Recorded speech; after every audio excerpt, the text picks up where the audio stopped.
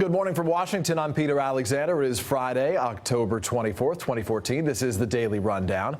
We begin right now with breaking news. A New York City doctor, as you've heard, who had been treating patients in West Africa, is now himself being treated. And a specialized CDC team has already arrived in New York City to assist the Ebola experts already involved in his treatment.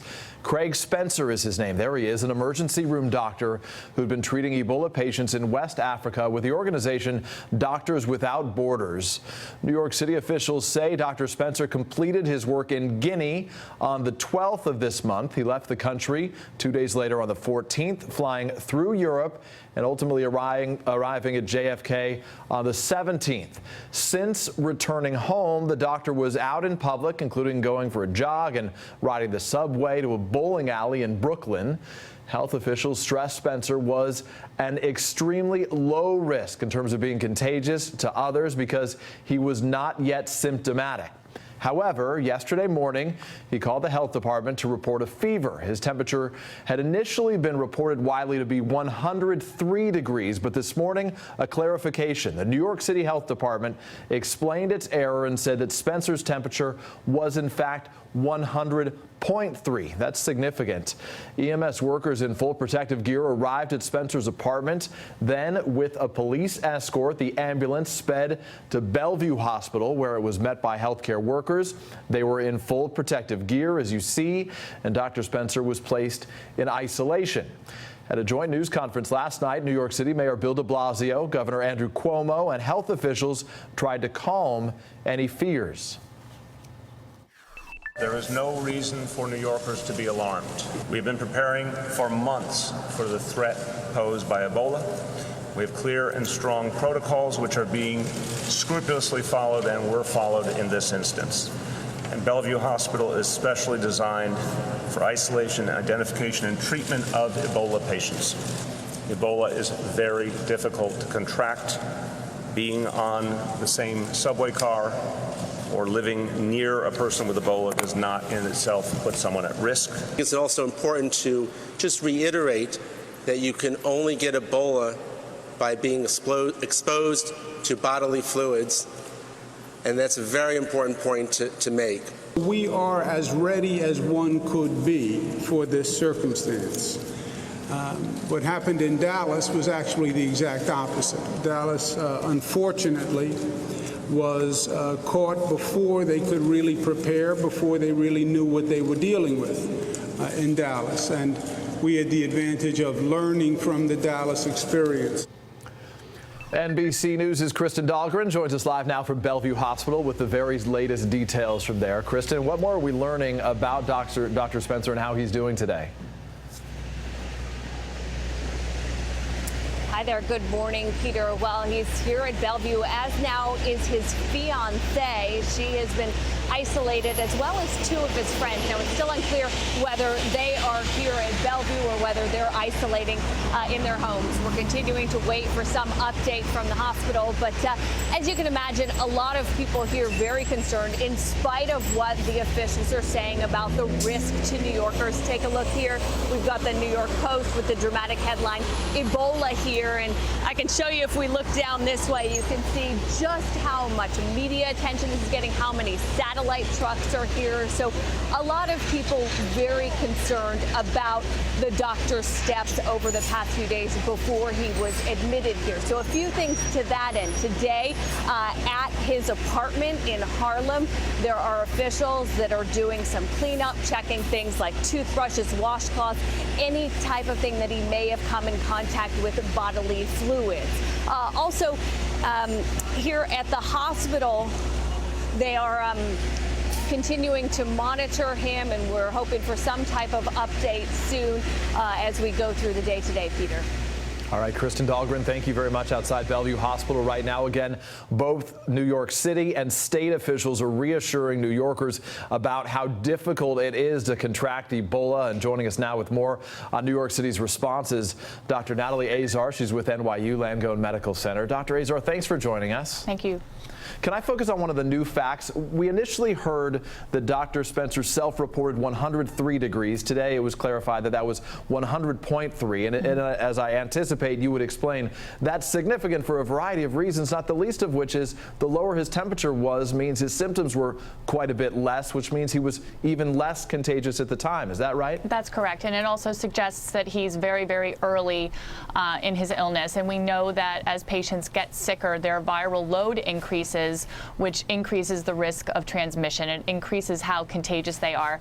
And frankly, I think this is, again, for the patient, too. Let's keep in mind his safety, of course, and his recovery is also incredibly important to all of us. That going from no fever to 103 would suggest a very rapid increase or a rapid onset of his symptoms. 100.3 is really more consistent with that early stage of illness where people feel that, malaise and arthralgia, joint pain, and not just sort of more flu-like rather than getting so sick so quickly. So to try to separate fact from fiction here, and I know we've gone through this once, obviously, with what took place in Dallas, but it bears repeating right now, as you've just indicated. It's not until the symptoms get worse that you become more and more contagious. So for people in New York City and the surrounding areas that have some concern, given the fact that he may have taken 3 separate subway trains, for example, what is the potential for anybody who sits in the same seat in an Uber car or uses the same bowling ball to actually get Ebola from Dr. Spencer? It's incredibly unlikely. And, again, and I would cite also a study that the CDC often cites from a few years ago from a hospital room in Uganda. They actually used stethoscopes and, different materials in a patient's room who was sick, and those dry surfaces had no virus detected on it. So if one imagines a scenario that the doctor put his hand on a subway pole when he was asymptomatic, there is just no chance of transmission that way. In order for a New Yorker to contract this disease from somebody out on the street or in a public place, that infected person would literally have to vomit or have diarrhea so close to you that you touch it and put it into your own mouth. And then, so, Doctor, just to be very clear about another topic that now a lot of people are considering, the fact that there are so many people described as heroes like Dr. Spencer who are going over to these regions that have been so badly affected by Ebola right now. But should there be new actions taken place and new precautions put in place so that any doctor or any healthcare worker, when they return home, does a sort of protective 21-day self-quarantine so that there is not the risk that others like Dr. Spencer ultimately get Ebola and have the potential to spread it to others back here? Yeah, I mean, I think that's clearly a discussion that the international authorities are probably going to be having given this case, because it's getting such tremendous amount of media coverage. Between the CDC and the NIH and Doctors Without Borders, these organizations communicate on a very, very regular basis. And as we've seen with the CDC protocols in terms of the personal protective equipment, their recommendations have evolved over the last few weeks in response to the nation's response and in response to what's going on. So it's certainly not impossible that we may now see a mandatory quarantine in healthcare workers. But for now, the recommendation is self-monitoring with twice daily fever checks, which is what the doctor did. Exactly what he did. Dr. Azar, always nice to visit with you. Thank you very much. We will visit with you again a little bit later, because about 20 minutes from now, the House Oversight Committee is going to start a hearing on the Obama administration's response to the Ebola crisis. And Republican Representative John Mica of Florida will be at that hearing. He's joining us now live. Congressman Mica, I appreciate your time. Nurse Deborah Berger is co-president of a nurses union that's been highly critical of the CDC's response. In her prepared testimony for today, she says nurses and facilities have not been ready for Ebola. Do you agree? And have we gotten more ready since this all began? Well, I think she's correct, and I think we're going to have to work pretty quickly to get protocols in place. We'll see what happened now with this New York experience, but obviously the testing of this medical doctor who came in did not work.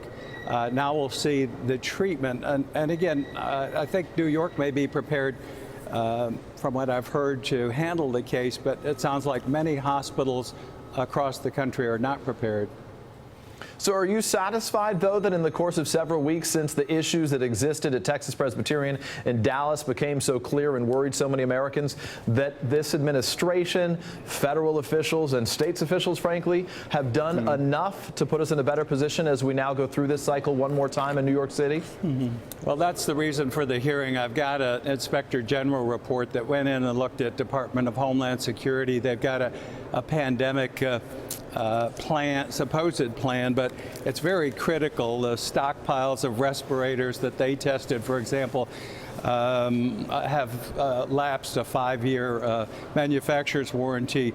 The not proper checking of supplies that they have, not knowing where their supplies have been distributed, a whole host of things. Hand sanitizer, 84% of them that in their stock are out of date. Had expired. So we're going to look at all of these things. We want to make sure we're ready for whatever takes place. Very quickly before I let you go, Ron Klain, he's the new Ebola czar. Should he be out speaking today to Americans? Is that what you want to see?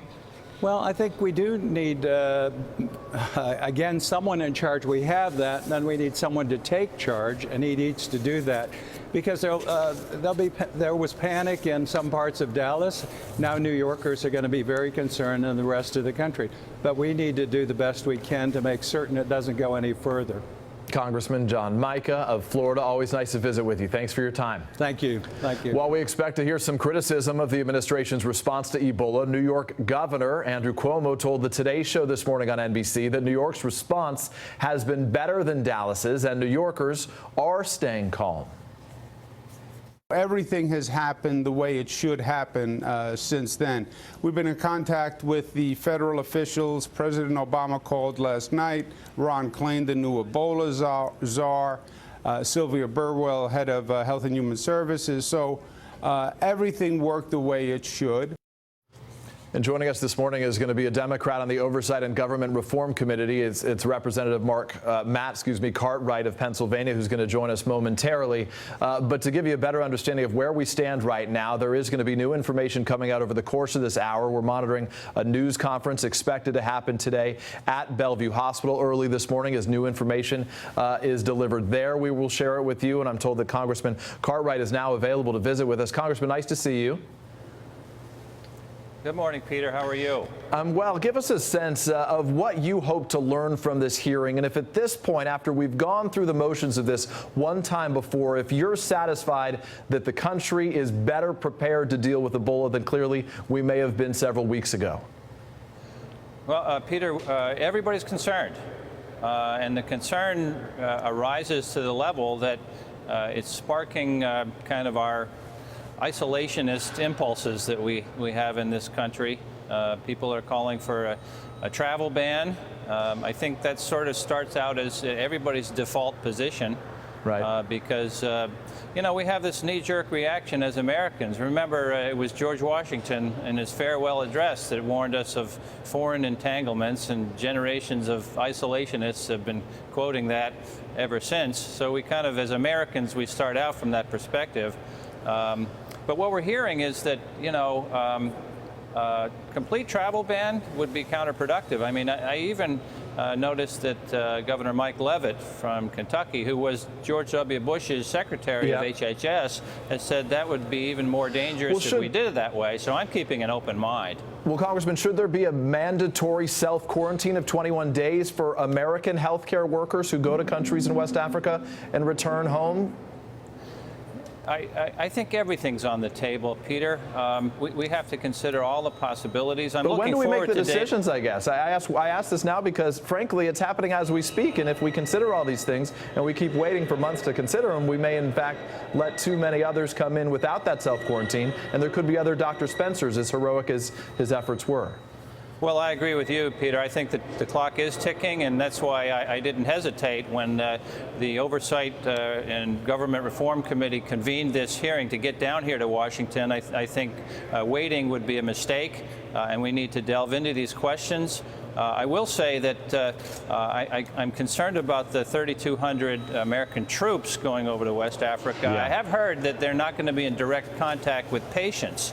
That they're simply going to be training other healthcare workers. There will be no direct contact, so that may be a relief. But I'm looking forward to an incisive oversight hearing today. I'm very much hopeful that this will be one of those actual fact-finding oversight hearings, because that's what I intend to do.